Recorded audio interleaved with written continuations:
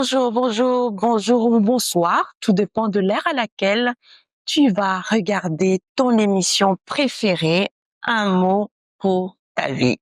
Nous passons 10 minutes des vérités bibliques pour comprendre tout le mot que nous utilisons.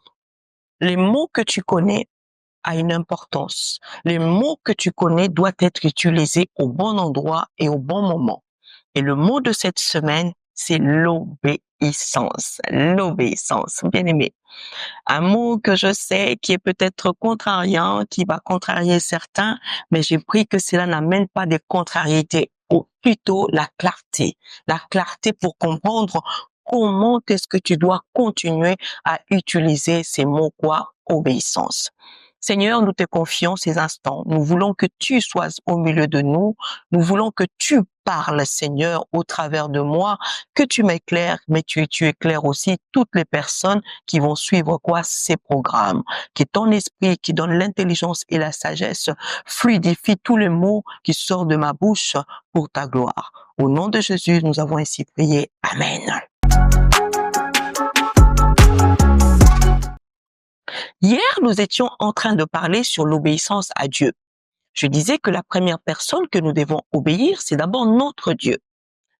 Une obéissance avec les yeux fermés. Même aveuglement, tu dois obéir à Dieu.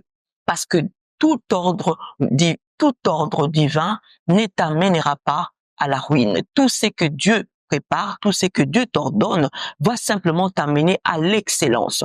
C'est pourquoi nous avons lu dans l'histoire de Actes chapitre 5 au verset 29 qui nous parlait qu'il faut bien obéir à Dieu plutôt qu'aux hommes. Ils les ont dit les apôtres pendant leur arrestation parce qu'ils ont compris que grâce à l'obéissance qu'ils avaient lorsque l'ange les a apparus, cela a permis que les portes des prisons s'ouvrent. Cela a permis encore, si je me souviens, je me suis arrêtée en disant que l'obéissance nous emmenait la sécurité. Lorsque tu obéis, tu es sécurisé. Ils pouvaient encore les torturer, ils pouvaient même les tuer parce qu'ils ont désobéi à leur loi, à ce qui les avait mis en prison. Mais puisqu'ils avaient obéi à Dieu, les commandants, tous ces soldats qui étaient partis les chercher, ils les emmenaient dans la tranquillité parce qu'ils avaient peur que les gens, les apôtres étaient en train d'enseigner, puissent se retourner contre eux. Donc, quand tu obéis, Dieu prend aussi charge quoi de te mettre en sécurité. Mais j'aimerais te dire aussi que l'obéissance à Dieu, lorsque tu obéis à Dieu, sache-le que cela ne t'amènera jamais à te détruire. Et tant que mère, et tant que parent, je peux envoyer aussi mon enfant à faire des choses qui ne correspondent pas aux lois de Dieu, qui ne correspondent pas aux préceptes de Dieu. Ça, et tant que humain, et tant que maman, je peux envoyer mon enfant à aller tricher, par exemple. Ce ne sont pas de valeurs, ce ne sont pas des éthiques qui correspondent par rapport à nos valeurs que Dieu nous donne. Donc, je peux le faire, dire à mon enfant, comme tu as du mal, prépare une feuille, mets des réponses et tu peux aller tricher. Et mon enfant, pour sa réussite, peut le faire. Mais ça sera pas correct de ma part. Mais Dieu ne nous enverra jamais à la tricherie. Dieu nous enverra jamais dans les vols. Dieu nous emmènera jamais à pouvoir ôter la vie à une personne. Et tant qu'humains, nous pouvons même mandater des gens à aller mettre du poison, à aller mettre quelque chose pour détruire la vie d'un collègue, de détruire la vie d'une amie, de détruire la vie d'un membre de ta famille. Mais Dieu ne t'enverra jamais dans cette position de faire.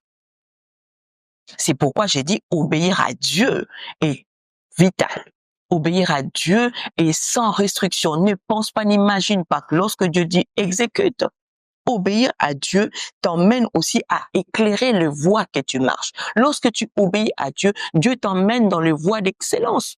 Souvenez-vous les enfants d'Israël, lorsqu'ils étaient en train de sortir de l'Égypte, il arrive à un moment, la Bible dit que Dieu les fit faire un détour. Dieu les a fait un détour alors qu'ils étaient déjà épuisés, alors qu'ils étaient déjà fatigués, alors qu'ils avaient déjà faim, alors c'était compliqué de marcher.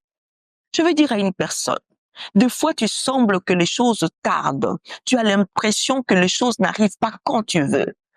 Sois simplement obéissant. Dieu sait pourquoi il t'a fait faire ces détours. La Bible dit qu'il leur fit faire un détour, bien que ses chemins étaient le plus proches.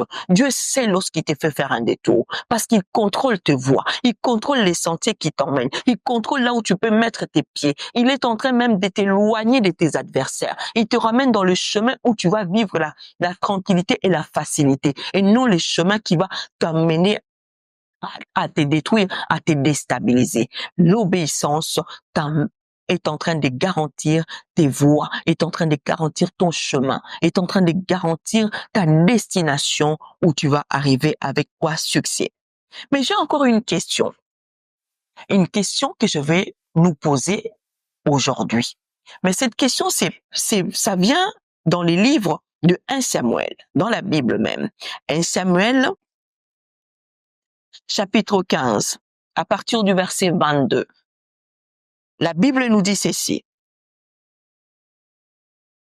Samuel dit, c'est Samuel qui parle là, 1 Samuel 15, 22. La Bible déclare.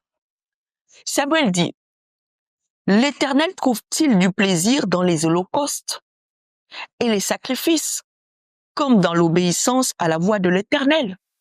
Une question qui t'est posée aujourd'hui. Est-ce que l'Éternel trouve-t-il plaisir dans les holocaustes que tu donnes, dans les sacrifices que tu n'arrêtes de faire, comme dans l'obéissance à la voix de l'Éternel? Et la Bible continue. Voici, l'obéissance vaut mieux que le sacrifice, et l'observation de sa parole vaut mieux que la graisse des béliers. Gloire à l'agneau. La parole de Dieu, elle est puissante, elle est complète, elle a des réponses aussi à toutes nos questions. Il nous pose la question, est-ce que les sacrifices que tu fais là, ça vaut que l'obéissance à ce que Dieu t'ordonne, à ce que Dieu veut que tu fasses? Je veux te dire que non, ne touche pas cette table. Ne va pas sur ce chemin. Mais si tu me dis, je ne veux pas aller sur ce chemin, mais je vais toucher à cette table, tu n'as pas rempli l'obligation ou l'ordre que je te demande en totalité. Nous avons défini l'obéissance comme quoi c'était l'acceptation totale, sans restriction. C'est aussi pareil pour notre Dieu. C'est l'acceptation totale. Alors, ce n'est pas dire que non, je me sacrifie à une telle chose, Seigneur, je suis à l'église, Seigneur, je ne manque pas au culte, je ne manque pas dans le live des prières, je suis toujours présent, mais ce que tu me dis là, de pouvoir payer ma dîme, Seigneur, ça, je n'arrive pas. Non. Sache que ces sacrifices que tu fais, Dieu ne prend pas en compte. Mais si tu obéis à ses préceptes, c'est là où lui, il considère ta vie, il considère ce que tu fais, il considère ton obéissance plus que les sacrifices que tu fais. Il y a beaucoup de personnes qui se sacrifient. Oui, tu te sacrifies réellement. Tu te sacrifies comme vice-versa. Tu te sacrifies à donner, mais tu ne respectes pas les lois de Dieu. Ça se passe pas comme ça. C'est pourquoi Samuel pose la question. Est-ce que tu penses que c'est les holocaustes que tu donnes? Est-ce que tu penses que c'est aumônes que tu fais? Est-ce que tu penses que c'est soutien? Moi, je soutiens les veuves, je soutiens les orphelins, je fais ceci. Est-ce que ça vaut l'obéissance que Dieu attend de toi? L'obéissance que Dieu t'a déjà parlé, peut-être au travers de ton pasteur, au travers d'un serviteur, au travers d'une pensée, au travers même de la parole que tu as lue. Est-ce que ça vaut le coup? Non, j'aimerais te dire que la Bible nous répond non. L'obéissance vaut mieux que les sacrifices. Il faut d'abord obéir, il faut d'abord exécuter, il faut d'abord écouter ce que le Seigneur te dit. Lorsque tu écoutes, c'est alors que tes sacrifices, même tu verras que les sacrifices ne seront pas les sacrifices. Ça sera simplement l'exécution. Ah, je bénis Dieu. Je bénis Dieu pour tous ces mots parce que personnellement, je suis déjà bénie et je sais que toi qui me suis aussi, tu es béni. Et là, nous sommes arrivés à la fin. Pour aujourd'hui, nous nous arrêtons là, mais nous poursuivions encore cette série de l'obéissance. Demain, ne rate pas, reste connecté, que ça soit sur YouTube, que ça soit des extraits sur TikTok ou encore sur Facebook. Nous sommes là pour pouvoir partager ces instants. Shalom, shalom dans ta maison. Laisse que cette force d'obéissance puisse déjà t'impacter de tout ce que tu as entendu. Au revoir.